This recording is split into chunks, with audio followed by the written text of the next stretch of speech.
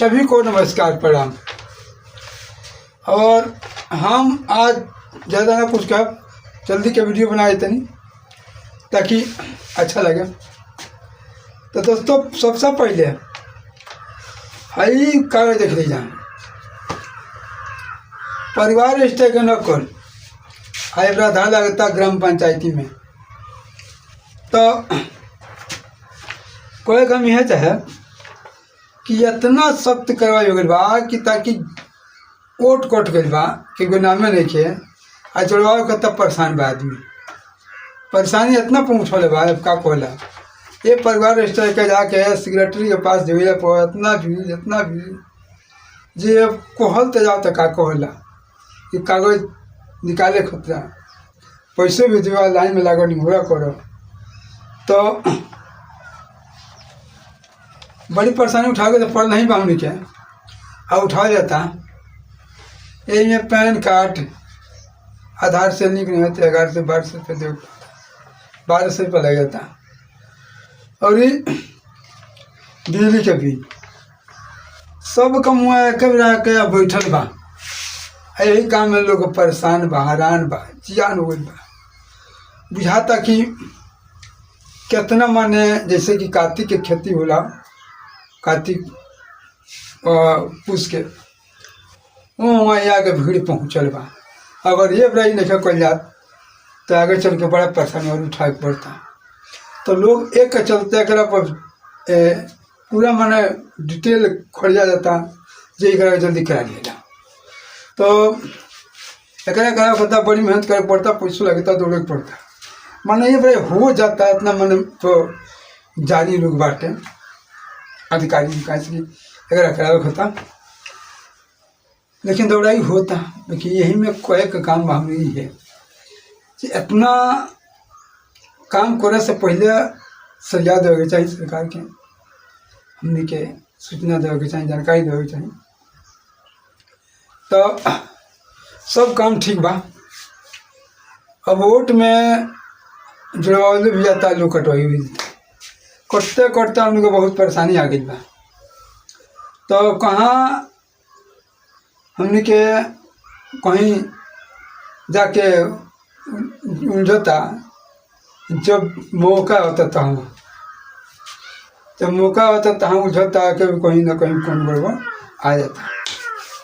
तो लोग के परेशानी इतना होता है कि सरकारी ऑफिस के गेट पर जाकर दौड़े दौड़े हैरान होकर घर बढ़ जाता। जब घर बढ़ गए बाद बड़ी दिक्कत होता। तो कहे का मतलब हमने क्या जौन भी काम बा एकदम फ्रैंक लोग करावे, फ्रैंक, ताकि फिर आगे चल के गड़बड़ी ना आवे। ये गड़बड़ी कैला से लोग लगे तो दौड़े अजय नहीं कह जाना तो कुछ चिल्लाए लगे तो तुम्हारे करौले नहीं हो जा भाई ये धरवा से करौले बनी। तो वो आधार में कुछ हो रहता है, आधार में कुछ हो रहता है। अब एक चलते फिर परेशानी उठा होता एक जौन करे वो करते ही बा शुरू में कौन गड़बड़ी संभालते बा। तो कहे का मतलब हमने कहिए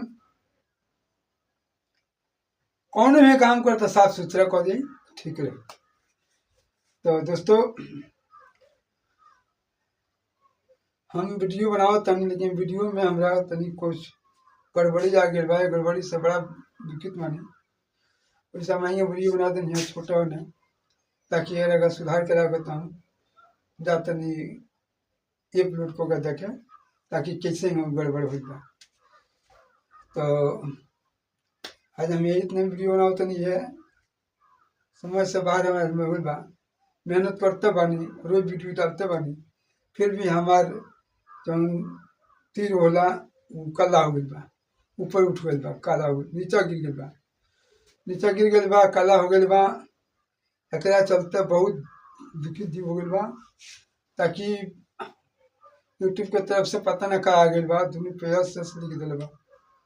तो मतलब हमारे समझ में नहीं आवा जैसे मतलब बंद कि चाल हुई कि कुछ खराबी बा कि कुछ लोग करे के बात इससे हमरा बुझात नहीं किया। तो एकरा के बहुत हमरा परिश्रम करे पड़ी, मेहनत करे पड़ी आ ना हो तो दूसरे के पास ना जाए के पड़ी।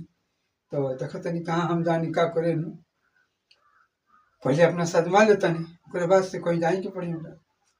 ना तो सारा मेहनत हम खराब हो गई बा। बड़ा मेहनत कैले 1 साल 1.5 साल हो गए मेहनत करो, 1.5 साल दिन हो गए। ए मेहनत पर पानी फिर गई बा हमरा। तो हम ये जो कहते हैं दोस्तों, 11:59 में वीडियो हम डाले नहीं, तनी हमारा वीडियो के तनी देखिएगा और लाइक और कमेंट करिएगा। और हमारे लाइक कमेंट आई तो हमरो मन बढ़ी, ऊपर माए चली। हमारे वीडियो मेरी चाहिए तो हम ये काला तिरंगा हो।